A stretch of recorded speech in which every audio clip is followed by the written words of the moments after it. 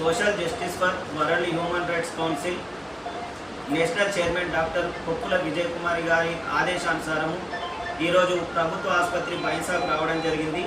నిన్న కుబీర్ మండలంలోని అంతర్ని గ్రామంలో బడిబాట కార్యక్రమం అనేటువంటిది నూతన విద్యా సంవత్సరం ప్రారంభమవుతున్నటువంటి సందర్భంలో భాగంగా ఉపాధ్యాయులు విద్యార్థులకు పాఠశాలకు పిలిపించుకొని ఫోటో దిగి పిల్లల్ని పట్టించుకోకుండా అక్కడ బుక్స్ పెట్టి వెళ్ళిపోవడం జరిగింది.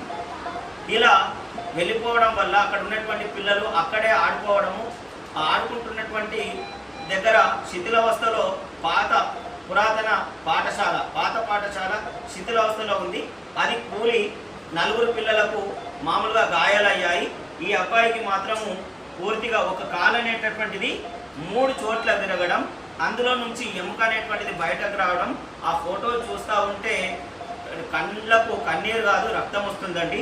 కాబట్టి మరి ఈ యొక్క శిథిలావస్థలో ఉన్నటువంటి బిల్డింగ్ గురించి మరి ఎన్నోసార్లు పలుమార్లు ఎంఈఓ గారి దృష్టికి తీసుకుపోయినప్పటికీ కూడా పట్టించుకోకపోవడము జరిగిందనేటటువంటిది ఇక్కడ మనకు తల్లిదండ్రుల ద్వారా గ్రామస్తుల ద్వారా తెలుస్తున్నది. అయ్యా అధికారులారా, ఒక్కసారి ఆలోచించండి. పాఠశాల ప్రారంభ దశలోనే ఈ విధంగా ఉంది, వర్షాలు స్టార్ట్ అవుతున్నాయి. మరి ఈ యొక్క విద్యార్థులు బడికి రావాలని అంటే ఇలా జరిగినట్టయితే ఎలా? మీ యొక్క నిర్లక్ష్యం వల్ల ఒక నిండు జీవితాలు ఏ విధంగా గడ్డిపోచలాగా కొట్టుకపోవాల్సినటువంటి పరిస్థితులు ఏర్పడుతున్నాయి. అధికారులారా, ఇప్పటికీ కూడా చూడండి, 18 గంటల సంఘటన జరిగినటువంటి 18-20 గంటల తర్వాత ఎంఈఓ గారు ఏదో చుట్టం చూపులాగా వచ్చి మాట్లాడిపోవడం ఏంటండి? అంటే పిల్లల యొక్క జీవితం అంటే మీకు పట్టింపులు లేవా?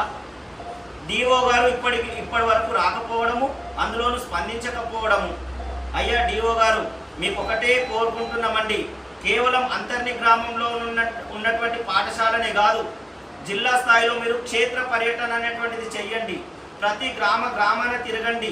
స్కూల్ ఏ విధంగా ఉన్నాయి, స్కూల్ భవనాలు ఏ విధంగా ఉన్నాయి అనేటువంటిది పూర్తి స్థాయిలో ఎంక్వైరీ అనేటువంటిది చేసి శిథిలావస్థలు ఉన్నటువంటి పాఠశాలను కూల్చేయండి సార్. ఎందుకంటే పిల్లల జీవితాలు, ఉదాహరణకు ఈ పిల్లవాడు అంటే దళిత కులానికి చెందినటువంటి అబ్బాయి, అంటే ఈ కులము అనేది నేను ప్రత్యేకంగా చెప్పడం లేదు, కానీ వీళ్ళు ఎక్కువగా పోయేది ఆర్మీ లేదా పోలీస్ జాబ్లకు. ఈరోజు ఫ్రాక్చర్ అయింది, 2 చోట్ల విరిగింది.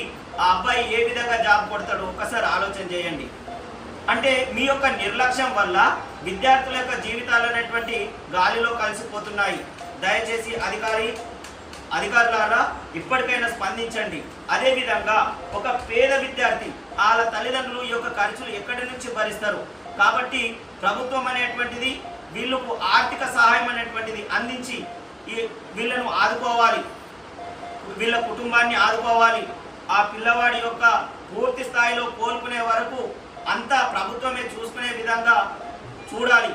డిఓ గారు క్షేత్రస్థాయి పర్యటన చేసి ప్రతి గ్రామాన ప్రతి స్కూల్కు వెళ్ళి ఏ విధంగా ఏ బిల్డింగ్ ఉన్నది అనేటువంటిది పరిశీలించి, ఒకవేళ పాత బిల్డింగ్లు ఉంటే ప్రత్యామ్నాయ పరిస్థితులలో వేరే చోటికి మార్చేటటువంటి ప్రయత్నం చేయాలని కోరుకుంటున్నాము.